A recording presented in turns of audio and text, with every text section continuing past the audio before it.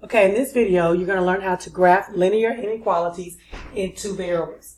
Graphing the linear inequalities is very similar to graphing the linear equations. So we are going to focus on slope-intercept form, and we're going to focus on graphing using the slope and the y-intercept. The only difference is now we're going to have some inequalities, so that's going to bring in some shading and using some different types of lines. So here, we have our inequality symbols. We have our less than or equal to, our greater than, and our greater than or equal to. So example 1 says, check to see if the following points are solutions to the inequality. So we've talked about solutions being that the inequality ends up being true. So we have 2x minus y is less than or equal to 3. And we're going to check the point -1, 6. This is your x and this is your y. So 2 times -1 minus 6 is less than or equal to 3. -2 minus 6 is less than or equal to 3. -8 is less than or equal to 3. So that is true. That means that the -1, 6 is a solution. Second point that we're going to check, we're going to still use the 2x minus y is less than or equal to 3. But we're going to check the point 0, -5.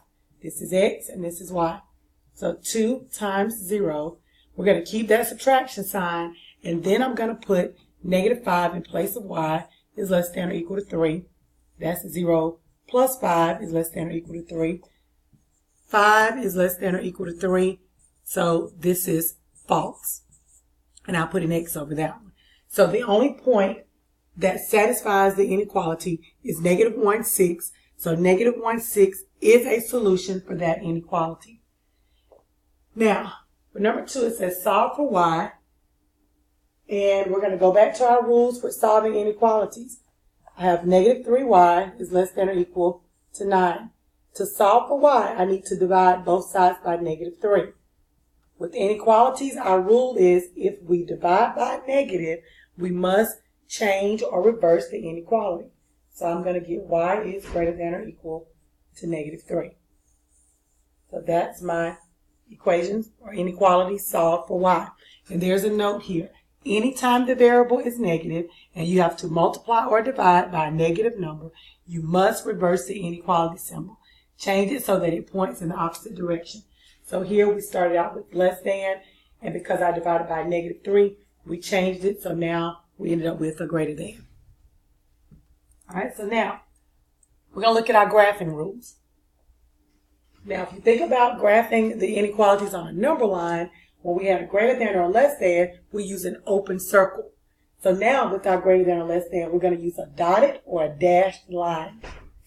When it's greater than or equal to or less than or equal to, we use a closed circle on the number line. But now that we're graphing in two variables, we're going to use a solid line. If it's less than or equal to, on the number line, we would typically shade to the right. Well, now we're going to shade below. But if it's a vertical line, we're going to shade to the left. If it's greater than or equal to, we're going to shade above. If it's a vertical line, then we actually shade to the right. So here's an example. Okay, we have y is less than 3x. This is already in slope-intercept form. So my y-intercept here would have to be 0 because I don't have a constant term behind that variable. And my slope is going to be 3/1. So that means that we're going to go up and right. Because I have a less than, I'm going to use a dotted line. And less than means I'm going to shade below. So I got all of that from the inequality. So now to graph, I'm going to start. My y-intercept is 0, so that's the point of origin. And now I'm going to go up 3, right 1, up 3, right 1, up 3, right 1. Continue until I run out of space. Opposite is down 3, left 1, down 3, left 1, down 3, left 1, until I run out of space. And now, I'm going to connect these points with a dotted or a dashed line. So that just means when I connect the points, I need to leave some space in between. Okay? So, that's my dashed line. Now, looking at this line is increasing because my slope is positive. So, this would be above, and this would be below. So based on this less than, it says I need to shade below. So what I'm going to do is I'm going to shade everything below the line. Okay? Now it says we can check a point in the shaded region to see if it makes the inequality true. So I'm just going to pick a random point. I'm going to pick a point right here. And this point is 3, 0. So I'm going to substitute it in to the y is less than 3x and see if it works. All right, my y 0 is less than 3 times 3. 0 is less than 9. That is true, so that means I shaded the right region.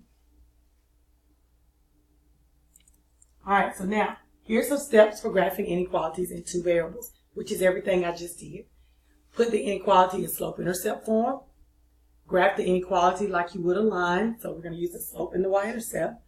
And then decide if you need a dashed line or a solid line. Decide if you're going to shade above or below. So here on number 4, it's already in slope-intercept form. Because it's greater than or equal to, then I know I'm going to have a solid line. Greater than, I'm going to shade above.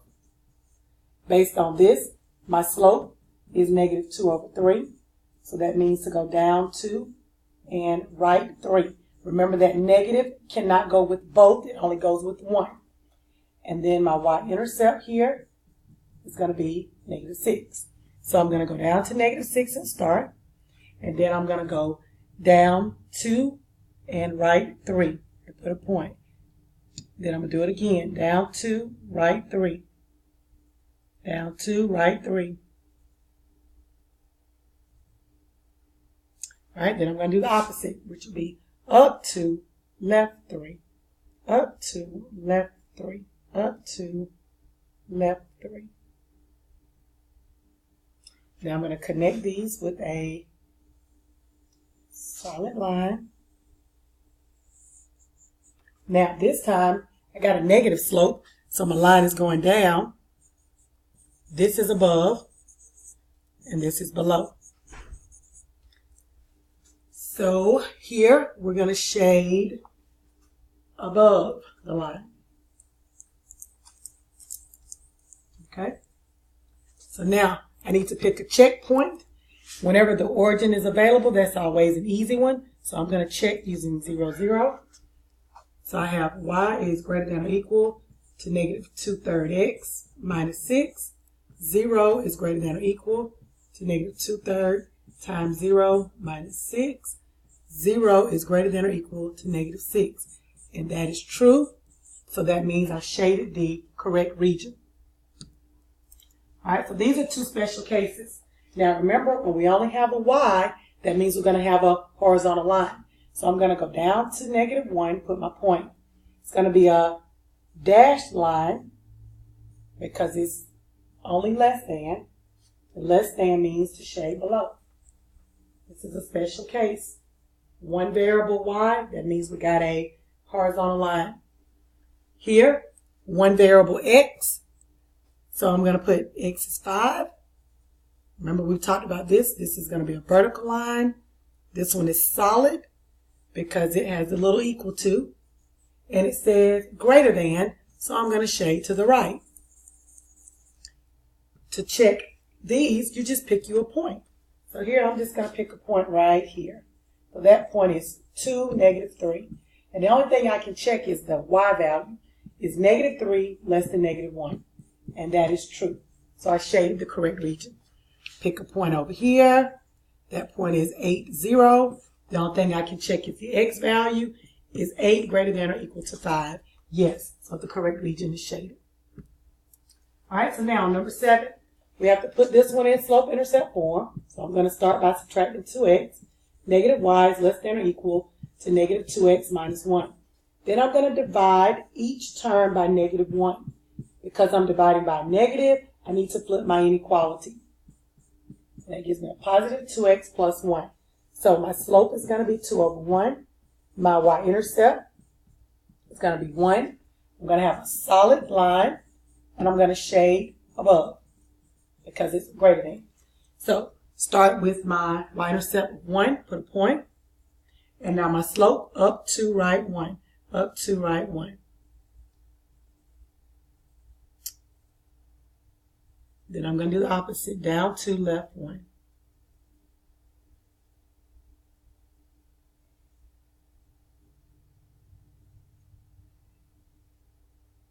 All right. And now I'm going to connect these with a solid line. And I'm going to shade above. So this is above. Now, I need to get me a checkpoint. I got too crazy there. Do it right. There we go. All right, I need a checkpoint. So I'm going to pick a point here. That point is 4, 0. So that's what I'm going to use for my checkpoint. Always check in the original. 2x minus y is less than or equal to negative 1. 2 times 4 minus 0 is less than or equal to negative 1. Oh, I did my order pair wrong. Need to slow down. So this point is actually 0, 4 and not 4, 0. So 0, 4. Now let me check. 2x minus y is less than or equal to negative 1. 2 times 0 minus 4 is less than or equal to negative 1. 0 minus 4 is less than or equal to negative 1. Negative 4 is less than or equal to negative 1. And that is true. So I shaded the correct region. Okay, last one. We're going to start by subtracting 4x. Negative 5y is less than negative 4x plus 10. Divide each term by negative 5. You're going to get y is less than negative 4 over negative 5x minus 2. Now, you can leave this as two negatives, or you can simplify it and go ahead and make it a positive. Either way, we're going to get the same graph because the value of the slope did not change. Your slope is 4 over 5. Your y-intercept is negative 2. We're going to have a dotted line or dashed.